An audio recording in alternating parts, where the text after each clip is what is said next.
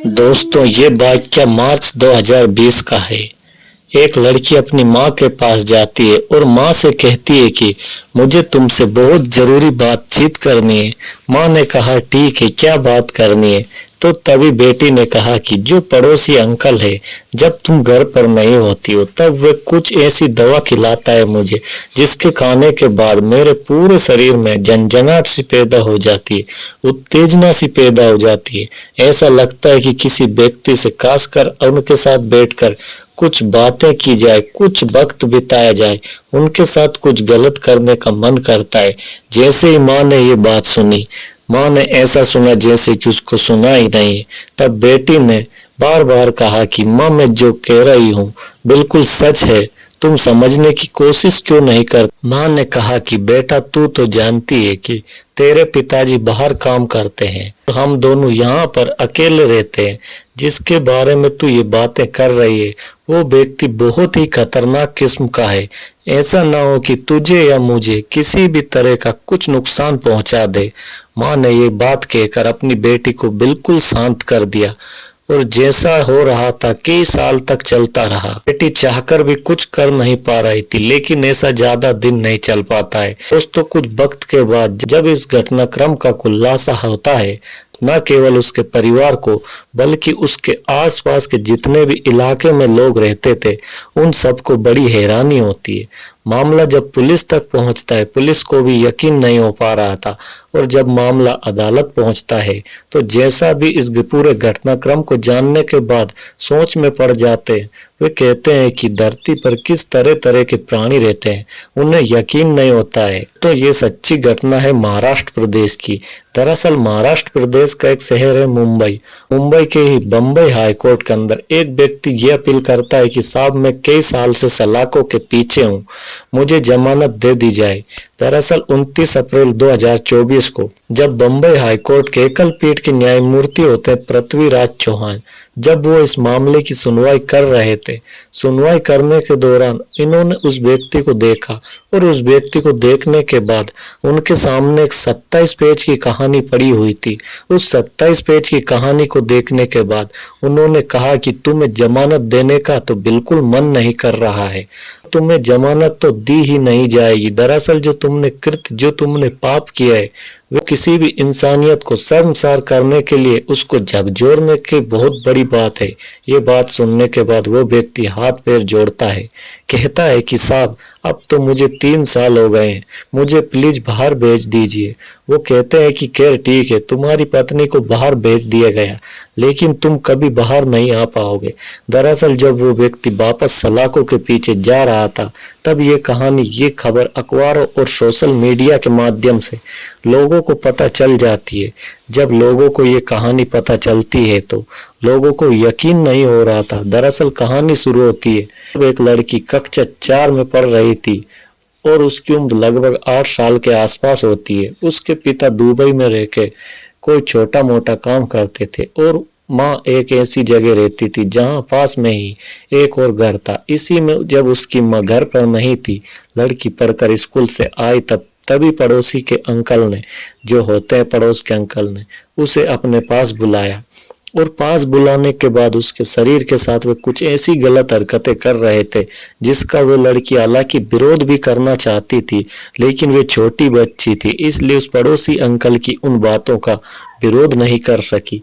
इस बात को करने के लिए उस पड़ोसी अंकल को काफी सारा वक्त मिला था और जैसे जैसे उसका मन हो रहा था वैसा वैसा उस 8 साल की बच्ची के साथ उन्होंने वैसा वैसा किया। जब उसकी माँ आ जाती है तब वो उस लड़की से कहता है कि तुमने अगर अपनी माँ को ये कुछ बताने की कोशिश भी की तो मैं तुम्हें भी मार दूंगा और तुम्हारी माँ को भी मार दूंगा।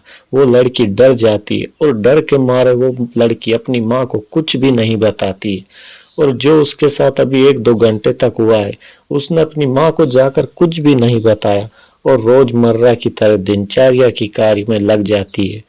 वक्त बीत जाता है और बीतने के बाद फिर से ये महिला घर पर नहीं होती है। वह पुरुष अपने जो पड़ोसी होता है वह घर पर ही होता है। लड़की घर में थी तभी उसे किसी बहाने से खाने का सामान खिला देता है और खाने के सामान देता है। उस खाने की चीज को, उस पदार्थ को खाने के बाद उस लड़की के शरीर में कुछ अजीब तरह की हलचल पैदा शुरू हो जाती है। तभी वे लड़की उनके पास पहुंच जाती है और उसके बाद फिर उसने वही हरकत शुरू करना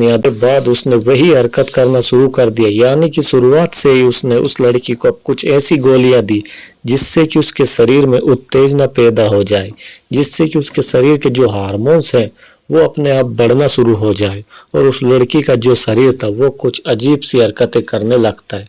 महज कुछ ही महीनों के अंदर उसके बाद फिर उस लड़की के साथ उसने जब भी मौका मिलता था तब उसके साथ वो गलत काम करता था। दोस्तों, लड़की भी समझ ही नहीं पा रही थी क्योंकि गोली खाते ही उसके अंदर भी उत्तेजना बढ़ जाती थी।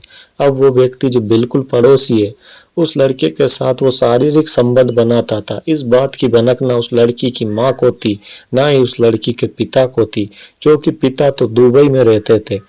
हालांकि ऐसी जब आगे आगे वक्त चल रहा था तब जब वो लड़की 8 साल की थी, 9 साल की हो जाती है, फिर दोस्तों ऐसे 10 साल की होती और फिर 11 साल की होती। लगातार साल बढ़ रहे हैं और उस लड़की का शरीर उसकी उम्र से कहीं ज्यादा विकसित होने लग जाता है और उस व्यक्ति ने उसके साथ जो हरकत करता था वो चाहे प्राकृतिक हो या अप्राकृतिक हो, जिस तरह से वो उसके साथ सेक्स कर सकता था, जिस तरह के साथ उसके साथ बिता सकता था, उसने उस तरीके से उस लड़की के साथ वक्त बिताया।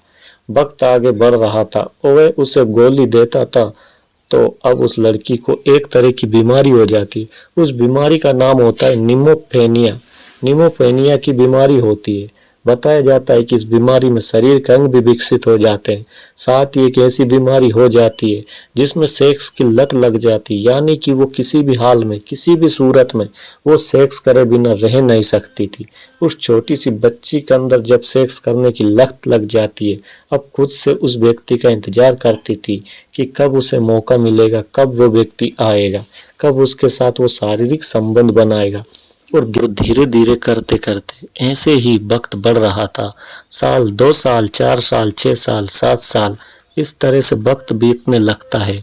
और जब ये लगभग इस बात को हो जाते हैं 8 साल, तब मार्च 2020 में उस लड़की ने अपनी माँ को हल्का सा इशारा किया था कि पड़ोसी अंकल उसे खाने में कुछ ऐसी चीज देता है जिसको खाने की वजह से उसके शरीर में कुछ उत्तेजना सी पैदा होती है और फिर उसका मन करता है कि किसी के साथ गलत काम करने का।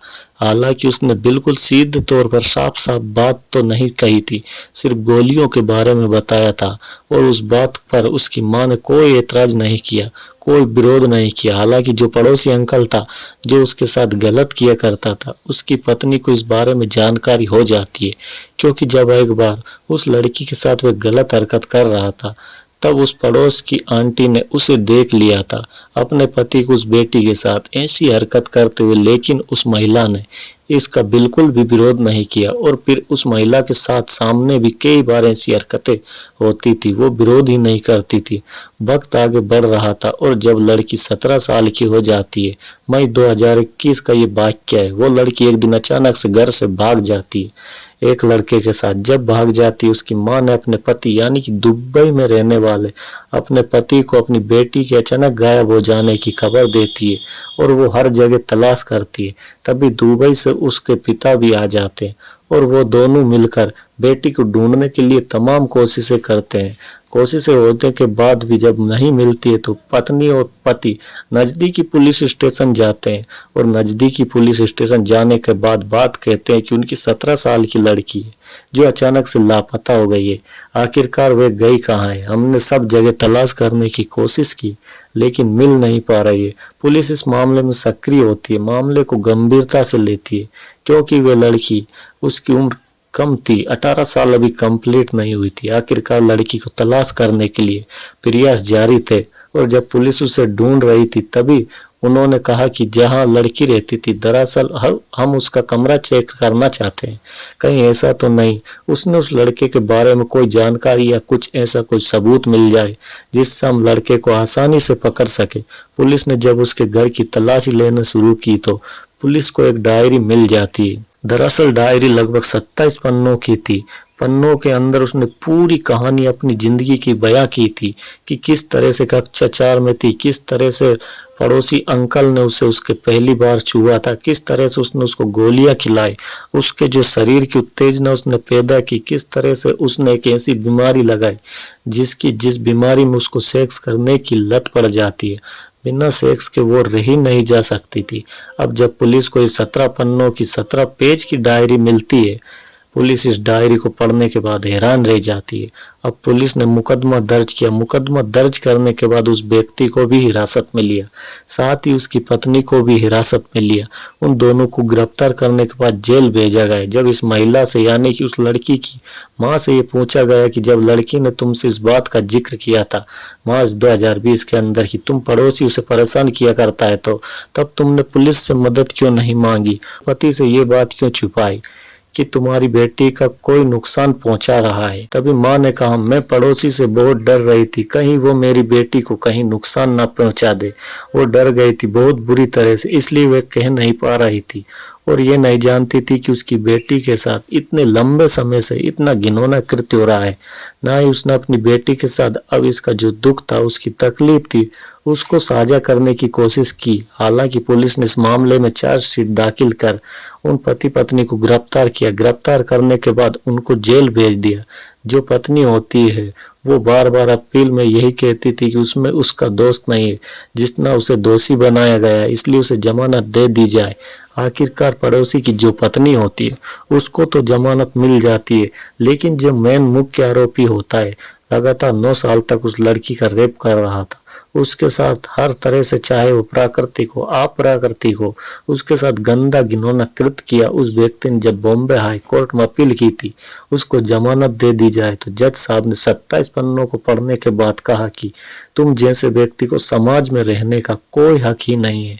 इस घटना को सुनने के बाद कोई भी, चाहे कैसा भी, कितना भी खूंखार व्यक्ति हो, उसकी आत्मा झकझोर जाएगी। लेकिन तुम जैसा व्यक्ति जमानत मांगकर क्या साबित करना चाहता है कि फिर जाकर तुम ऐसे ही किसी बेटी के साथ गलत काम करोगे, इसलिए तुम्हें जमानत नहीं मिलेगी।